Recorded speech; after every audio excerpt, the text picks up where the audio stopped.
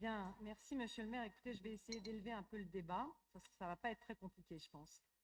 La lutte contre les violences à l'égard des femmes est un sujet, ça a été dit, qui nous concerne tous, sur lequel nous devons agir et sur lequel nous ne pouvons pas échouer. Les coups n'attendent pas.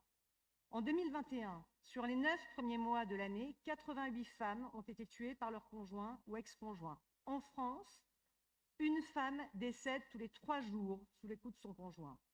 94 000 femmes sont chaque année victimes de viols ou de tentatives de viol. Ces chiffres, vous l'avez dit, sont terribles et font froid dans le dos. Ces femmes, brisées physiquement et psychologiquement, paieront toute leur vie le prix de ces violences. Et puis il y a la famille, les enfants, qui sont souvent témoins de ces agissements, qui garderont séquelles et troubles du comportement. Alors oui, nous devons agir. Au niveau européen, nous le faisons, je communique suffisamment là-dessus, pour créer une base commune et contraignante pour tous les États, pour créer un numéro d'appel gratuit européen disponible dans tous les États et dans toutes les langues. Nous nous y employons. Au niveau national, bien sûr, un exemple. Pourquoi si peu de bracelets anti-rapprochement ont été mis en circulation? Mais nous devons aussi agir au niveau local, et c'est ce que nous faisons ici à Metz. Il nous faut agir sur 3 volets. Le volet prévention, pour mieux former dès le plus jeune âge les citoyens à l'égalité des sexes et informer, sensibiliser chacun d'entre nous sur ce que sont les violences avec de grandes campagnes de communication.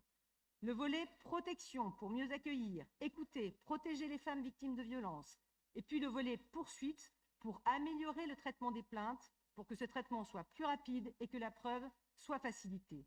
Alors cela passe notamment par une formation spécifique de tous les professionnels qui sont amenés à traiter des affaires de violence à l'égard des femmes, pour évaluer la gravité du danger, réduire le risque de récidive, informer la victime sur le parcours à réaliser pour être en sécurité et être accompagnée dès la première entrevue grâce à l'établissement d'un calendrier précis.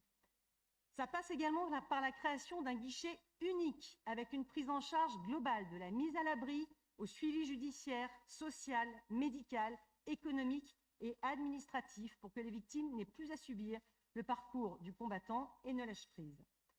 Mesdames et messieurs les élus, ce sujet mérite, je crois, beaucoup mieux qu'une polémique politicienne.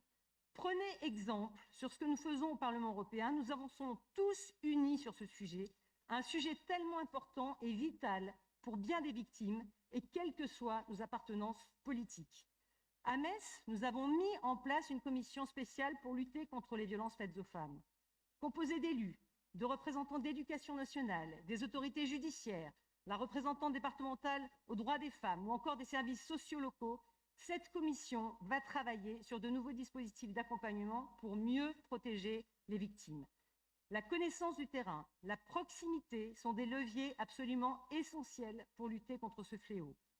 À midi, avec le maire, avec Gertrude, nous sommes allés à la rencontre des passants pour leur distribuer un violentomètre, ce petit outil qui permet de prendre conscience de ce que sont ces violences. Et j'ai pu constater combien le chemin était encore long et le travail à réaliser important. Alors, nous le savons tous ici, la ville s'implique fortement. Le docteur Califé également par le biais du CCAS. Nous avons chacun un rôle à jouer. La municipalité doit trouver la bonne formule, non pas dans la précipitation pour faire le buzz, mais bien pour prévenir ces violences, pour protéger les victimes et les aider à panser leurs plaies pour qu'elles se sentent enfin en sécurité et qu'elles puissent se reconstruire. C'est notre devoir d'élus, c'est notre devoir de citoyens, c'est notre devoir tout simplement, et je le redis, nous n'avons pas le droit d'échouer. Je vous remercie. Merci.